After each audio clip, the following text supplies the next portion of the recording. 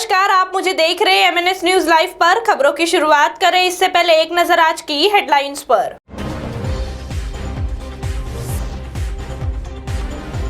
Lockdown की वजह से 3000 करोड़ से ज्यादा हो चुका है घाटा।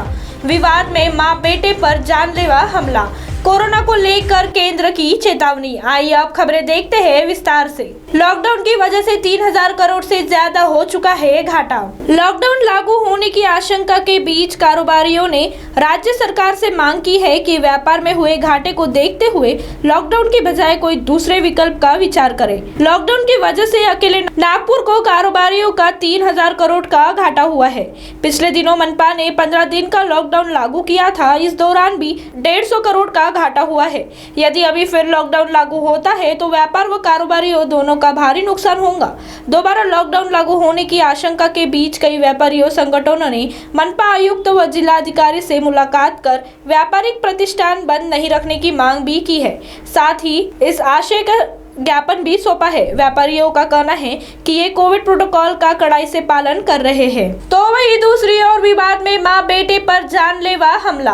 मामूली विवाद में महिला और उसके 2 बेटों जानलेवा हमला किया गया। जय भीमनगर निवासी 19 वर्षीय तरुण रंगारी रविवार की दोपहर घर के सामने खड़ा था। उसी वक्त तरुण का मित्र प्रतीक खोबरागड़े कौशल्य नगर वही आया। मामूली विवाद होने से दोनों के बीच मारपीट हो गई। इस दौरान तरुण के हाथ के कड़े से प्रतीक से सिर पर चोट गई। प्रतीक वहां से चला गया और कुछ देर बाद अपने भाई ऋतिक खोबरागड़े के साथ लौटा। उस वक्त तरुण का भाई साहिल पलंग पर सोया था। ऋतिक ने सीने में चाकू घोंपकर साहिल को गंभीर जख्मी कर दिया। तरुण पर भी हमला करके उसे जख्मी कर दिया। बेटों पर जानलेवा हमला होते देखकर दोनों की मां बीच बचाव के लिए आई तो खोबरागड़े बंधुओं ने उसे भी जख्मी कर दिया। तो वही दूसरी ओर कोरोना को लेकर केंद्र की चेतावनी। केंद्र सरकार ने कोरोना की दूसरी लहर को लेकर सभी राज्यों को चेतावनी दी है। केंद्र ने मंगलवार को कहा कि देश में कोरोना का हालत बद से बदतर हो रहा है। खास तौर पर कुछ राज्यों के लिए यह बहुत बड़ी परेशानी वाली बात है।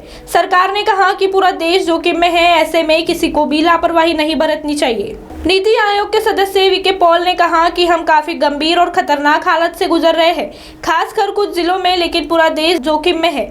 इसलिए वायरस की चेन को तोड़ने के लिए और जिंदगियां बचाने के लिए हमें सारी कोशिशें करनी होंगी। उन्होंने चेतावनी दी कि अस्पताल और आईसीयू संबंधी तैयारी रखनी होगी। अगर मामले इससे तेजी से बढ़े तो स्वास्थ्य प्रणाली चरमरा जाएगी।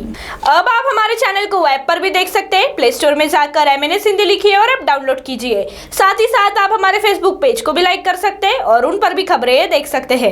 लिंक है ट्विटर, इंस्टाग्राम पर भी आप हमारे खबरों को देख सकते हैं। आप हमारे चैनल को यूट्यूब पर भी देख सकते हैं और इस यूट्यूब चैनल को सब्सक्राइब करना ना भूले।